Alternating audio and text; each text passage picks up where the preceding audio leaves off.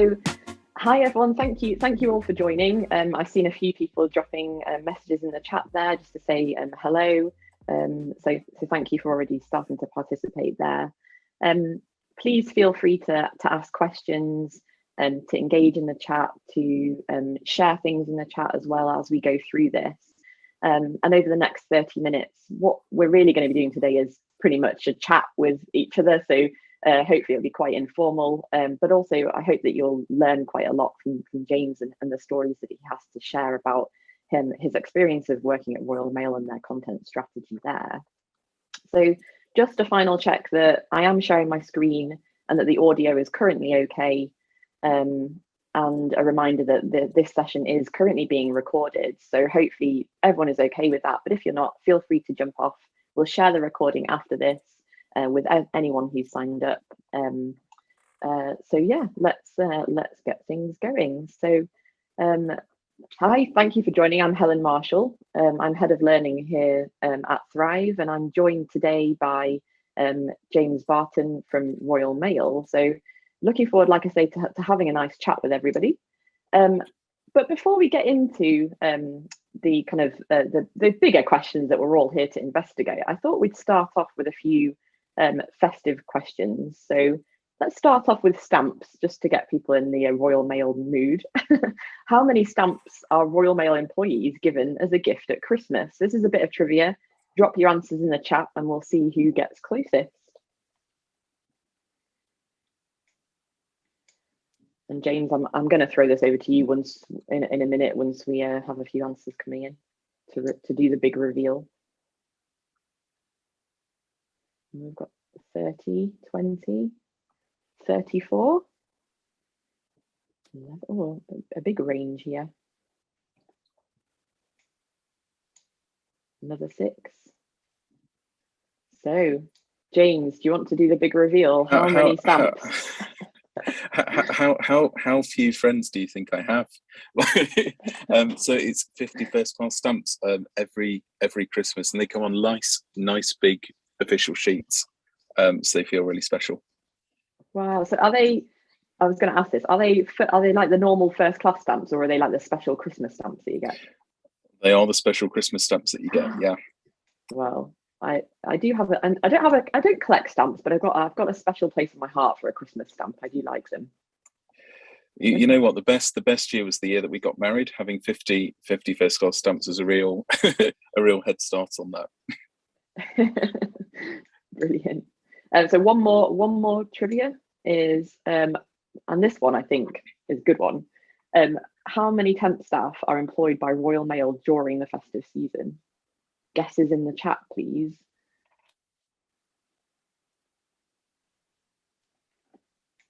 Fiona, how many staff do you have in general without including temporary staff, James? Putting you on the spot, do you know that?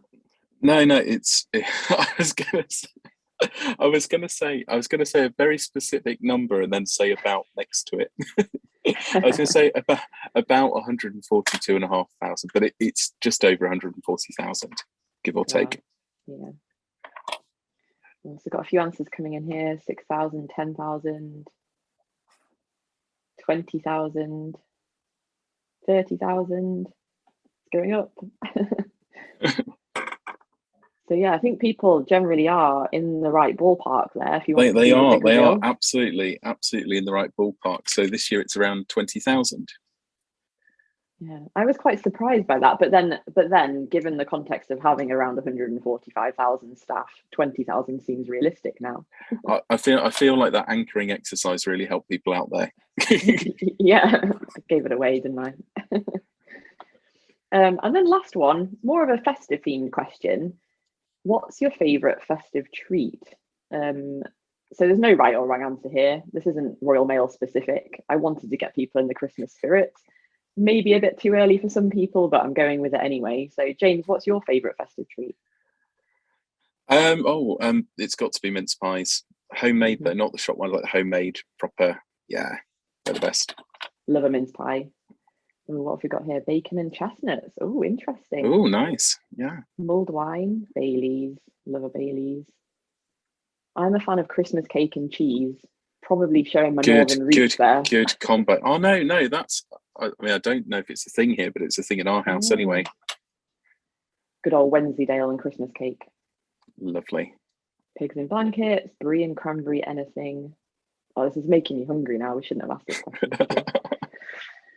Right, well, that's good to get to know everyone a little bit better. Some good choices there, and thank you for supplying those facts, James. I think it's always nice to. I'm a bit of a trivia geek. I do like stuff like that, so appreciate you sharing. Very welcome. And just before we dig in to our kind of conversation, I just wanted to provide people with a little bit of context about what sustainable content is to us here at Thrive. And so sustainable content is all about creating content that works as part of a wider ecosystem within the organizations and businesses we work with. And we do recognize that a lot of the time our content enhances the learning experience of employees from a wide range of the sectors that we work in, but it can also act as a protagonist for people too. So it really does drive engagement and continued learning journeys via the pathways and campaigns that we produce. And sustainable to us means that it's always up to date, that we're always responding to feedback, that we're updating what we do based on that feedback, but also that it's on point. And it's not just about e-learning, it's about different types of resources that people might use on those learner journeys.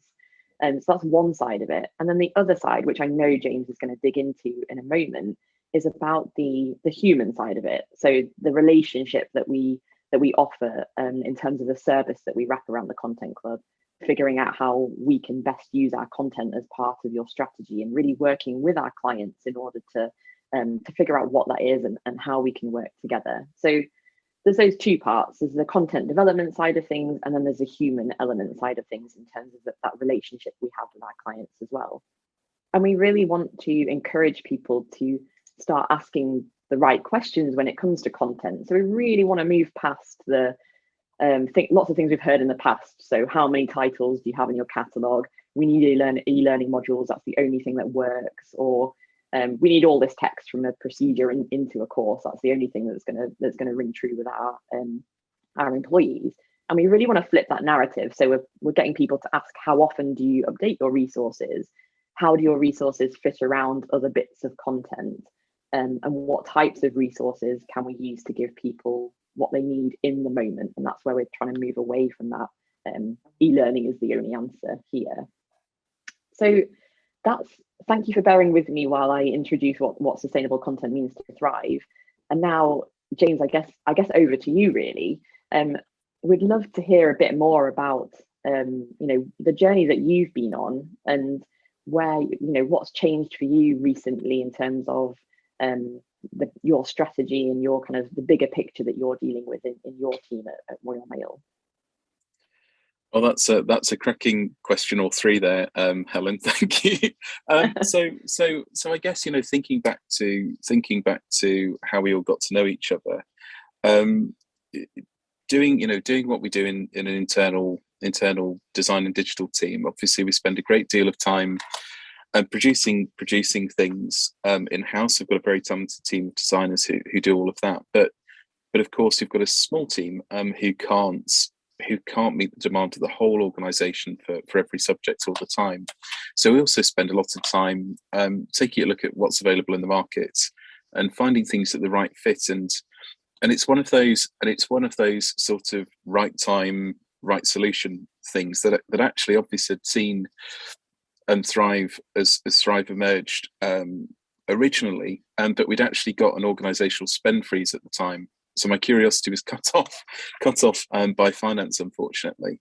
But as things have changed over the past couple of years, and we've implemented a new learning experience platform as part of a broader academy program, and we've had a need to scale and diversify much quicker than we've ever had to before, and with far fewer heads within the learning team itself. So we're in a place where with a small number of learning experts, we're trying to meet a wide range of needs at varying levels, and doing so in a way that's still meaningful to people. And I think, when we're talking about what's your view of sustainable learning is and all of those things, it fits perfectly into the set of problems that I face in terms of having 140 odd thousand colleagues, each with unique wants, desires, and aspirations, and needing to slice and dice all sorts of things in many different ways. So interestingly, at the moment, we're running several large programs for our frontline managers, but we've got people in very different places and very different stages of developments in their own journeys, and the ability to sort of restructure the work that we're doing and reuse and make it personal for people is hugely important. And I think that's where getting out of big, huge, chunky lumps of material and being able to break things down much more, reshape it, build what you're doing into custom work that our team are doing, it all just comes together into this lovely, bubbly learning ecosystem, along with the formal programs as well.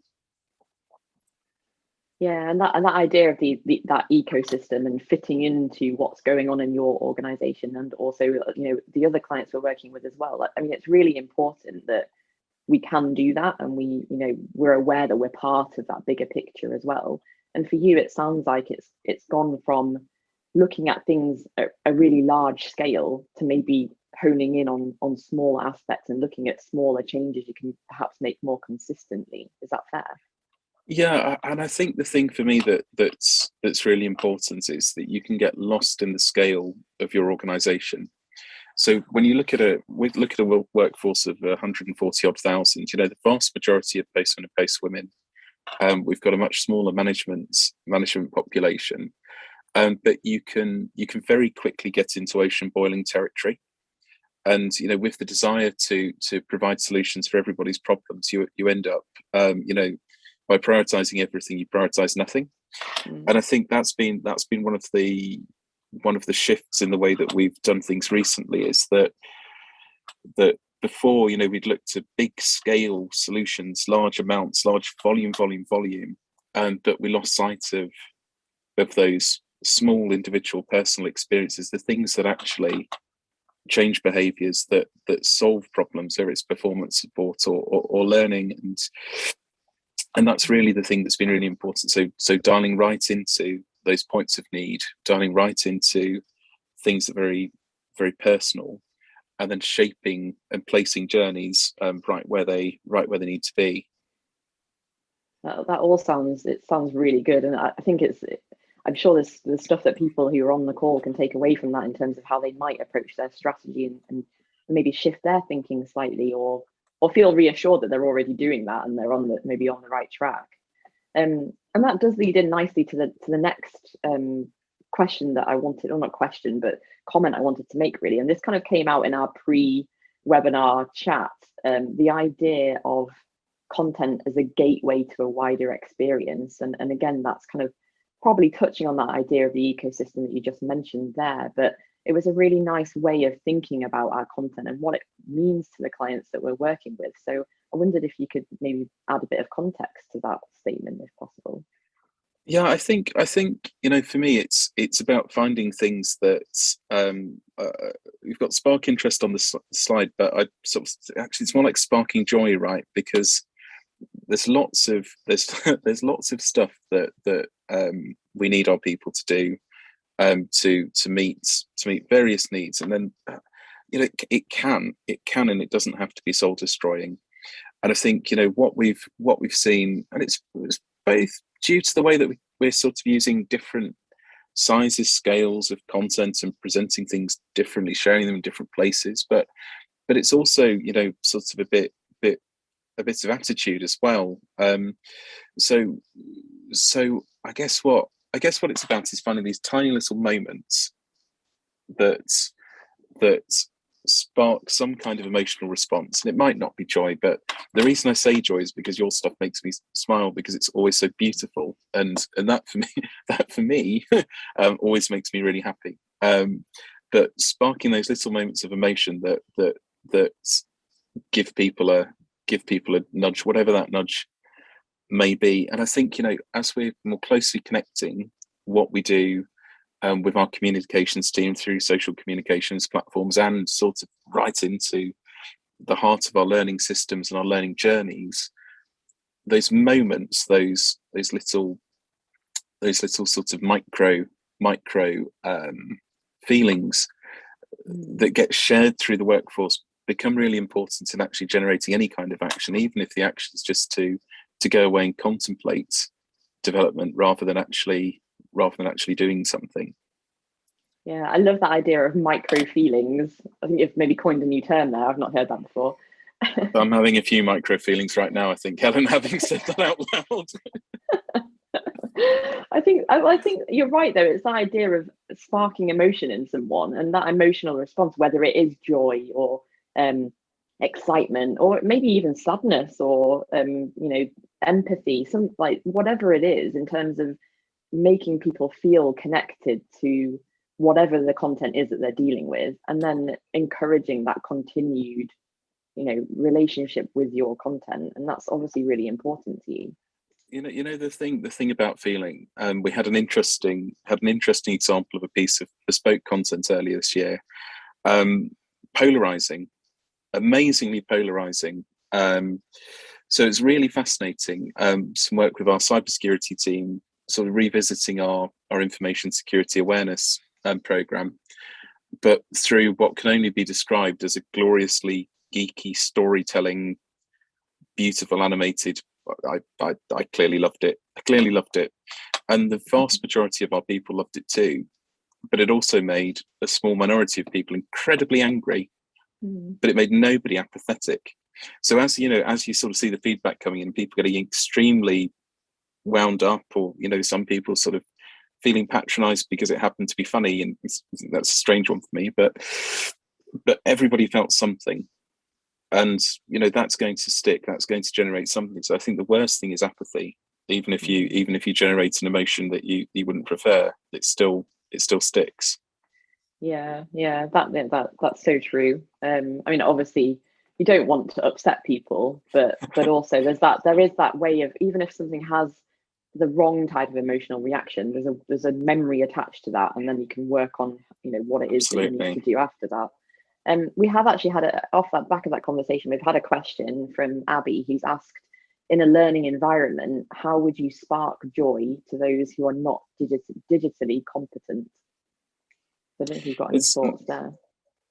It's a really good question, and something actually that we've been doing recently is working more with our group comms team, with some of the less I guess it feels wrong in some ways to talk about some of our sort of plasma screens on the walls and our operational sites as being digital, because it feels like the old world, but making things more readily available to frontline staff in particular, who don't always have business devices. So things like just simplifying animations that we use elsewhere and slowing them down to work on a screen that doesn't require any kind of interaction.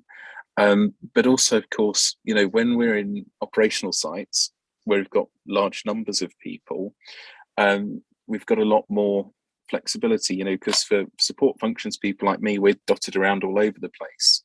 But if you go into one of our large processing centres with sort of 800 plus people, you can do more things in the physical space too, and certainly in our new sort of mega parcel hubs, these massive sites will process 1 million items a day. They're building physical learning hubs in there. The walls, they've got these wonderful walls. The CEOs sort of popped along and with a massive marker signed it, and it's all very tangible and lovely, and again personal. So I think there are things that you can do for people who aren't tech savvy and lack access, but also just simplicity, right? If we're doing tech right, we're doing it simply, and we're not requiring people to have a lot of tech savviness to be able to participate. So for me is that, yeah, I know that we need to drive everybody towards our learning system, and we need to measure stuff and all of that stuff, but for all the people who don't make it that far, because that's one step too far, I'm perfectly happy that they're getting what they can when we share it in our Facebook workplace or when we share it through those other channels. It's more important that we're getting something to people that reaches them than necessarily coming and playing in the space that we tell them to. Yeah, and that's it, isn't it? Like, as long as they're getting the information they need in the moment they need it, that's the most important thing, whether that is via your platform or whether that's via I don't know, something in the actual work environment that they're placed in. That's the most important thing. And I think it's about offering those different types of resources, like you say. So it's not all about, it doesn't have to all be about modules.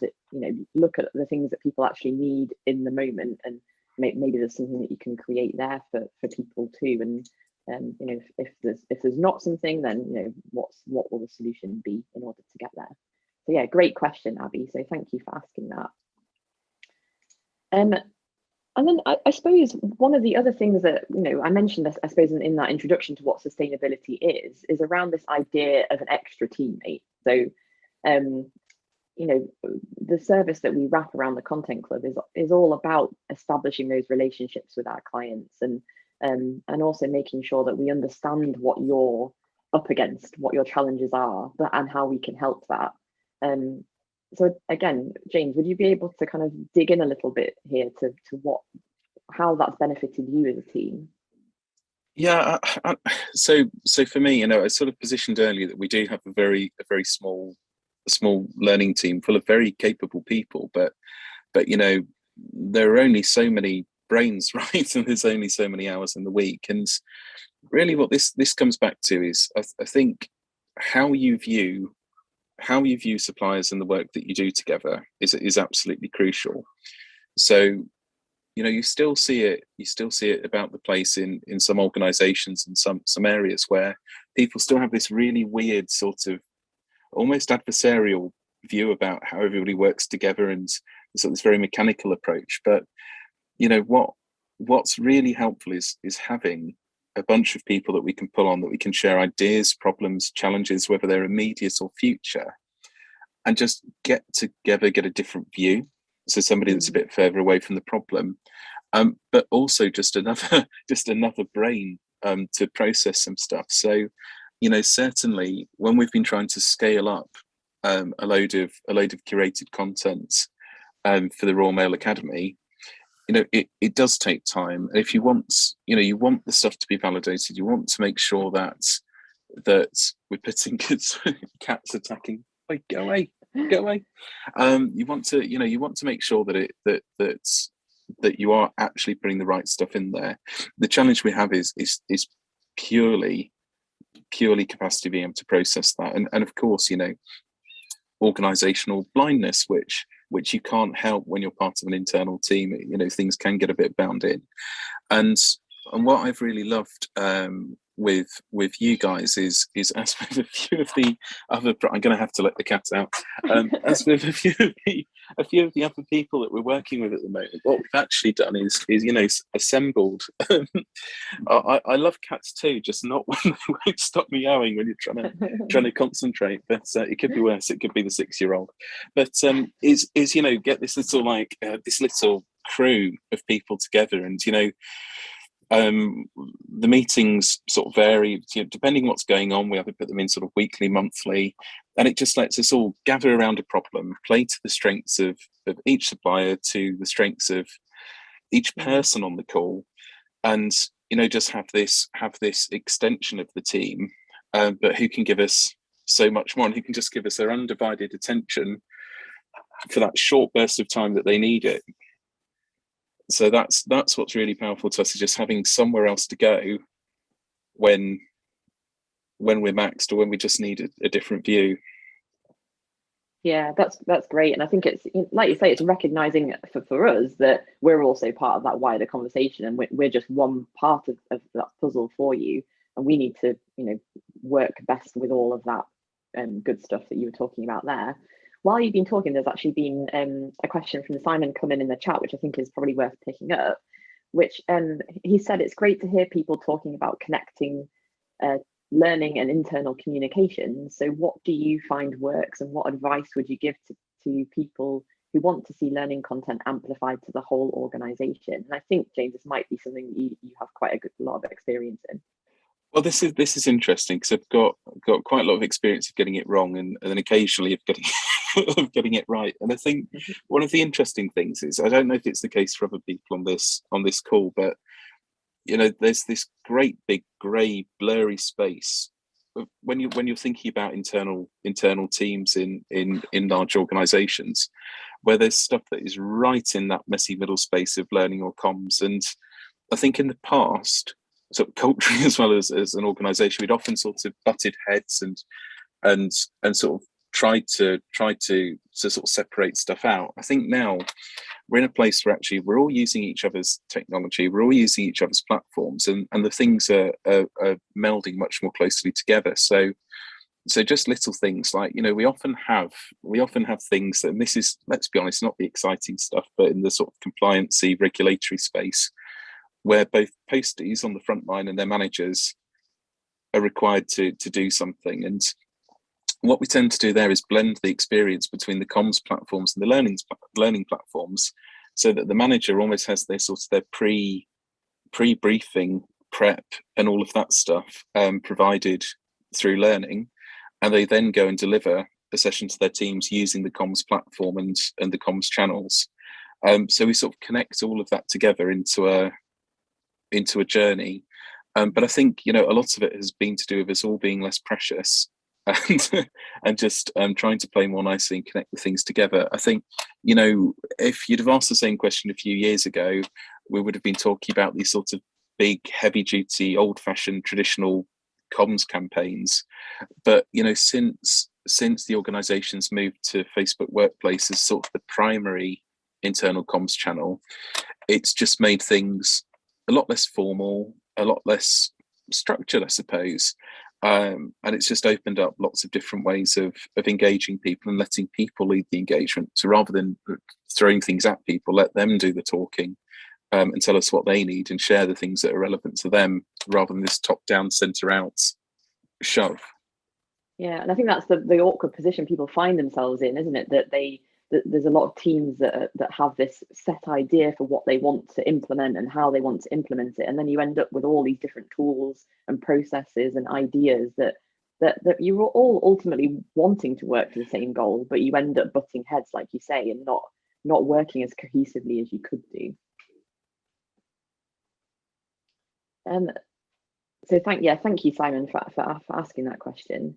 And I guess that ties into the next slide in terms of being part of a bigger picture and focusing really on why that human element is so important to you. It kind of picks up on that idea of those relationships and figuring out how everyone is working together. Is there anything else you wanted to say on that, James?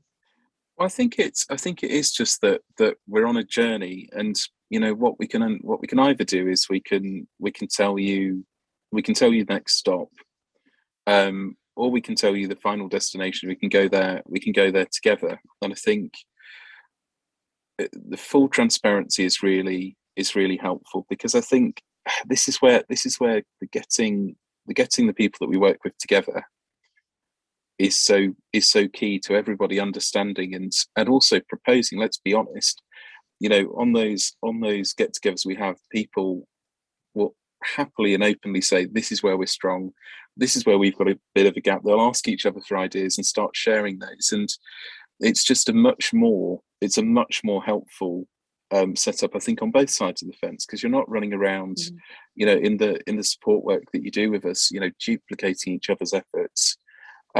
Similarly, I'm not reviewing 12 versions of the same thing. And sort of when you think about roadmap perspectives, it again helps everybody stay aligned, and it helps you anticipate the problems that we're going to have in the future, rather than just the problem that we're talking about this week. If you know where you're going, where we're going rather, it can be much more helpful, in the same way that sharing with you guys the way that all of this stuff gets used again just helps fill out that context. Yeah, and that that's so important, like sharing that experience. And knowing that we can offer that, that advice to you, but also that you can feed into how it shapes the roadmap, and how we will respond to feedback too. The next slide again is picking up on something that you mentioned in our pre-chat about our content jabbing people in the face, and I really wanted to pick up on this because is it a good thing? I just wanted to make sure that's the way I heard it, and what you meant by that. Oh, you know what? I'm doing a lot of reflection on the phrases that I use, Helen. But I think it's because the legacy content is corporate, safe, and dry, and wallpapery. And I think we've seen some other people that we've worked with. Some people do the jabs people in the face. I'm going to own the phrase now, but some people have shied away from that, and sort of gone corporate. Don't go corporate. Who actually wants corporate? This is one of the things that I never really understand, is that there's all of this stuff that's all very sort of bland, samey, sort of grey. Ties, loads of people with ties. Who even wears ties now, especially now post-pandemic? I had a colleague who went into Sheffield city centre the other day and couldn't find a shop that sold a tie. Even M&S, he was distressed. Even M&S didn't have a tie. But who wants generic, grey, dull stuff that fades into the background and doesn't give you any kind of excitement or energy? And I think it's not different for different sake, because that's equally annoying. Let's be really honest here. And it's one of the things that we were treading a fine line with ourselves earlier in the year with this cybersecurity training of what's the stuff that's there because it's engaging, it adds value, and it's fun, and then what's the bit that feels like it's the result of being down the pub with your mates rather than actually trying to make a change. So saying stuff stands out is such a trite and repeated, sort of trivial thing to say, but that's what we need to cut through all of the other stuff.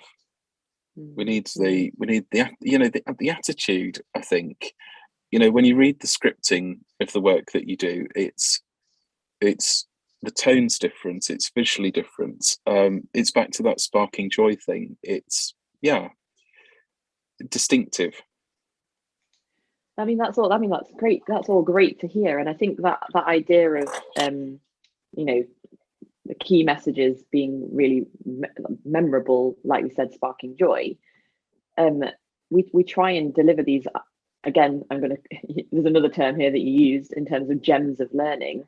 Could you give us an example of how you would put different content together? I don't know whether I'm putting you on the spot there, James, but kind of figuring out how content works well together, where short resources would lead into other things, and how you blend things together.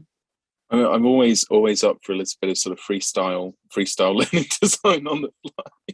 But it's a really good question. So I think one of the things that we can talk about at the moment, I suppose there are a couple of different activities going on. So one of the things is building out these range of playlists that are supporting our managers at various points of need. And there's a big horrible spreadsheety bit at the beginning where we're just taking stock of what do we do well, what do the people that we work with do well, and then how do we get people from a place where for some of our audience, it's not going to feel like they've got the time. I mean, particularly right now, we're at our operational peak. It's a tough time of year, but there are it's still really important that people make time for themselves, and I think it's about finding easy, quick first steps. So in the good old habit forming motivation, so that first little action that gets you rolling, and then just about shaping that journey through, because you can be very mechanical about it and then end up with really rubbish experiences, because you can see the people filling in the spreadsheet right now of, oh, right, that 30-second thing, right, pop that in first, then the 2-minute thing, with no care for what's actually going on under the hood. So in true learning professional style, Helen, the answer is it depends. But it's about balancing. It's about balancing sort of the characteristics of the content with the actual content itself, and telling a meaningful story. But certainly we're using the shorter form stuff to get people in and tease them into some of the longer form, and then building some of the shorter form into the longer form, so that it all feels like it's connected, because it should. When you're on the end of it, everything should feel coherent, even if it's come from 20 different sources. That shouldn't matter to you. Yeah, exactly. And I think you hit on something there in terms of habit formation as well. And it's you recognize that it's not just, oh, we're going to deliver this piece of training, that's enough, there you go, off you go, you're covered on that particular subject. And I think, like you say, it's those things that you can bring people back to, and maybe try and change people's ideas slowly rather than just in a one kind of stop shop way. We have had another question about, so this person's finding, it says, we find that people say the human element is lacking for those who have moved from classroom training to a digital platform. How would you move into that positive mindset? Do you have any advice to share there? It's really interesting, because of course we've all been through this sharp shock over the past couple of years. I mean, I guess, in terms of what we were doing before COVID, and what changed with our plans, we accelerated work that we were already doing to move managerial, a chunk of managerial training into the virtual classroom from the classroom, but we kind of overswung because of COVID, and right now we're picking back through, working out what lives best where. I think that's the connection between where our learning lives and where we share it through the social platform, and where we really encourage the use of personal recommendations from peer to peer, from manager to team, and from expert to business. That's really important, because technology doesn't have to be inhuman at all. And some of the things that we've tried to do as well is, we had a really, I mean, we can't take any credit for this, a really amazing copywriter who worked with us last year, actually helping us with a lot of the scripting around the platform itself, and also introducing personality and conversation into the system, so that you continue the conversation with the learner without somebody physically being there, but also guide them back into those other touch points where you've got the ability to interact, whether it's live or asynchronously. Yeah, and I wonder actually about that idea of still interacting within a digital environment, and whether that's been a challenge for the person who asked that question. Because I suppose a lot of the time, if you suddenly have something that's maybe that was face-to-face that then shifts to an online webinar, you still need that level of engagement and level of interaction within that environment in order to make it, a good experience for people. You know what, then you see some real horror stories. My wife works in first line care, and so very often, because she's the recipient of horrendous training programs, and we'll have things where she'll be sat on a Zoom call with however many other people, and they're all told that they have to sit there with their cameras and microphones on the whole time, while they're basically just lectured at anyway.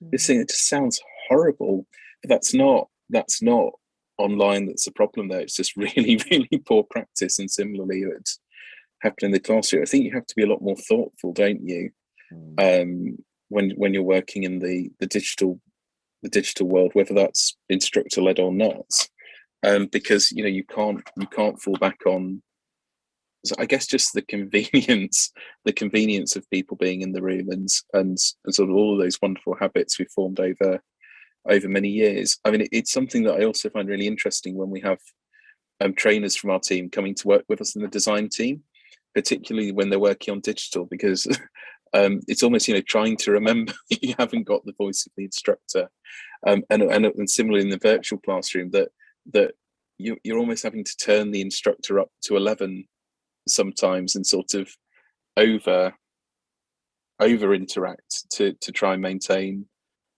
energy, because it is easier to lose focus, isn't it? Yeah, absolutely. And I think maybe part of the narrative there around making it a more positive message that, digital and online can be a good thing as well. I've just lost my train of thought when I was saying that though. Is that it's a positive message. Yeah, and what would happen if you took away that digital experience? If that hadn't been a possibility, then there would be nothing. So I guess that's the other side of looking at that. I think it's beyond nothing, right? So when we think about our managers in delivery, so our biggest frontline manager population, they, in many ways, not to upset other people, it's one of those key jobs in the business where you just say, if the delivery office managers weren't there, posts wouldn't arrive, right? It's that critical. So a training day that starts at 9 and ends in 5 for people who sort of work 7 to 2, 7 to 3, doesn't fit around their personal lives, as well as not fitting around their work lives. They lose a whole working day for not a whole day's worth of material. And with virtual, because obviously we have to ship our trainers around the place, with classroom training as well, we can actually put stuff in time slots that works for them, use other time slots to serve the needs of sort of corporate centre support people like me and my colleagues, and really reshape that experience. So, when you think about the trade-offs with would you rather be in a classroom or virtual, that can boil down to whether somebody needs to be able to pick their child up on the school run that day, when they don't have the kind of flexibility. Let's be honest, when you're in a frontline operational role, it's a lot less easy to reshape things than it is when you're an office-based role. And I think it's really easy to forget that, and to forget the huge benefits of also not tacking travel onto the beginning and the end of each day, which, it's a real killer, isn't it? Yeah, really good points there. That it's easy to forget that stuff as well. Like just the personal impact it has on people, and what that positive spin could be in terms of literally saving time for people. I mean, I think, if you imagine a different world where classroom training had never existed, and we'd only ever experienced virtual classroom, how would you try and persuade somebody to spend the money on putting everything into the classroom? I just think it's a really interesting thought exercise, that we often sort of play about with, because there are, of course, but then trying to make the benefits spreadsheet friendly, I think, is a really interesting debate. Yeah, some really good points there. I hope we answered that person's question. So I know you obviously mentioned some of the challenges that you'd faced right at the beginning, and how would you describe your content strategy now? Is there a way to answer that succinctly? I don't know what you're suggesting. So it's and not or, I think, would summarize it. And not or. There you go. 3 words. And if you want me to expand on that, so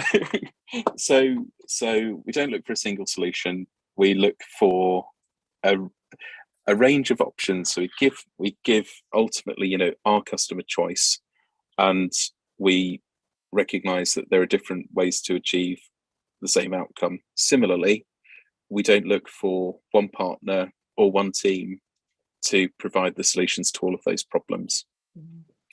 I would say is as succinct as there. Is that a good balance between? Yeah, that was. Thank you for that explanation. I think it's a nice summary of everything that you've discussed so far.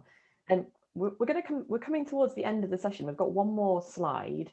But before I reveal that, if people do have any more questions that they want us to answer just in the last, 5-10 minutes of the session, please do add them into the chat or into the QA now, and I'll just move on to the last slide while people maybe think about if there's anything else they want to ask. So the last thing that I wanted to leave people with was just a bit of advice, really. So I know that a lot of people are in very similar situations and facing very similar challenges to you and your team, James. So are there any nuggets of advice that you can share, or one thing that you'd like to kind of impart on people before we end the session? I think it's really simple. I'm going to repeat the and not or thing because I think it's so important, and it's something that gets lost by owners of subject matter and of business function owners as well. That's hugely important, and I think building transparent, open, long-term relationships, it's something that goes right back to some of my very earliest managers when I've worked here, sort of really sort of trained this practice through me really deeply, which is about building those sustainable relationships with partners who can give you that extended virtual team, and where together you can do really great things when you align your business goals and the work that the suppliers are doing on their side too, and that long-term view of working is really key. And don't do boring corporate stuff as well. Nobody likes ties. Nobody likes ties. There you go. That's what we're going to take away from this. Thank you for that, James. It was a really important message there, I think, and I'm sure will resonate with a lot of people. I can't see any questions left over in the chat or the Q&A, so hopefully that everyone's happy. But obviously, James, are you okay if people follow up with you on LinkedIn? Yeah, absolutely, of course. Good stuff. Thank you. So yeah, I really appreciate everyone's time. James, thank you so much for being so open and honest with us on this webinar, and for joining, and to all the people who've participated today. It's been a really valuable discussion. Thrive do have a next webinar that's coming up, which is Changing Learning Cultures, Rediscover the L&D Goosebumps, which will be with Nate Rowland from Scott Credit Union. So if anyone's interested, I think Cassie might have just dropped the link in there. But yeah, once again, thank you all so much, and the recording will be with you all soon. So really appreciate you all taking part. Thank you, and thanks, James. Cheers. Take care. Bye. Bye.